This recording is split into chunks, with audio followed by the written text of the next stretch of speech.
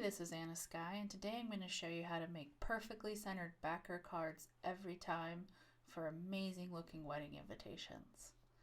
The secret is this inexpensive jig that you can make out of an old envelope. Here's how it works. Place your invitation face down, apply your adhesive, then take your backer card, place it into the second tray, align it snug up into the corner, give it a good press, and voila, perfectly centered backer card. Let's do it again. Place your invitation face down into the first tray, apply your adhesive, take your backer card, place it into the second tray, and give it a good press. In this example, I have a 1/4 inch backer card exposure. So my card is cut a 1/2 inch bigger, so you get the 1/4 inch all the way around.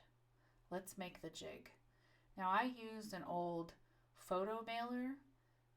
Really all you need is chipboard. You could do a cereal box, or check your recycle bin for any kind of stiff card. Here I'm just cutting the mailing envelope open so I can get to the chipboard. Just cutting off the corners. Then I'm going to open it up, and the first part of the jig, the back plate, needs to be 8 inches by 6 inches. And I'm just using a straight edge paper cutter. Makes this job really quick. Then I'm going to cut 1 inch strips. You're going to need 2 1 inch strips. And because this is our jig, we want to make sure that everything's accurate. So I'm double checking my strips with a ruler. Then my second strip is going to be 3/4 of an inch. Double check that measurement. Everything looks good. Now to put the jig together. On the jig, I want to draw 1 inch in with a little pencil line. And then I'm going to use my ruler, which has a 90-degree corner I can rely on, just to mark where I'm going to glue these strips down. I'm going to take my double-sided tape. You could use a glue stick for this.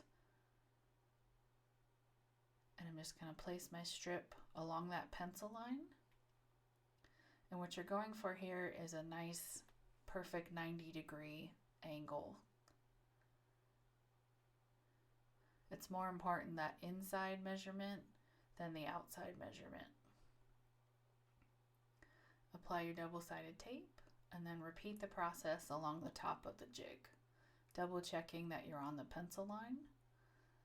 And then with your adhesive still not dry, I like to take my 90-degree angle on my ruler, just using that corner, and just make sure that I'm at 90 degrees in that corner, and then just trim off the end. Now I'm going to take my 3/4 inch strip, and I'm going to place this 1/4 inch back from my first strip. And this is what creates that tray that we set the backer card in. Just double check that you're 1/4 inch all along the strip, and then give it a good press to stick it down. And then we're going to repeat this process along the top. Now you could do this. Let's say you wanted a narrower exposure of the backer card. Another common measurement is 1/8 inch. You would do the exact same thing, just place this strip 1/8 inch from the first strip, and you'll get a narrower exposure of your backer card. Now I'm going to cut off my little tail, and now we have a backer card jig. The other great thing about this jig is it actually works for any size paper. So here I'm going to show you how to do it with an RSVP card.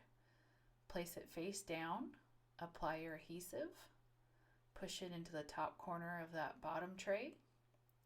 Now take your backer card, which is cut a 1/2 inch bigger than the RSVP card. Give it a good press, and voila, perfectly aligned backer card on any size card. I hope you've enjoyed this tutorial, And for more DIY tips on making your own wedding invitations, subscribe to my YouTube channel or visit my website at downloadandprint.com.